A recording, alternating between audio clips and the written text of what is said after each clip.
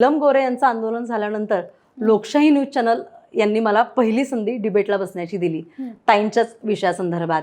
त्यांचे सुद्धा खरं इथं मी आभार मानेन. आणि त्यावेळी मला ह्या म्हणजे लाईव्हचा अनुभव नाही, डिबेटला बसण्याचा अनुभव नाही, कधी असं काहीच केलेलं नसताना काय करावं अशा वेळी मला प्रश्न पडला. तर तेव्हा मी संजय राऊत साहेबांना फोन केला की राऊत साहेब मला असं असं विचारलं आहे की डिबेटला तुम्ही बसणार का, तर मी काय करू असं मी साहेबांना प्रश्न विचारला. मला म्हणे काय करू, काय बसायचं जाऊन आणि बोल बिंदास.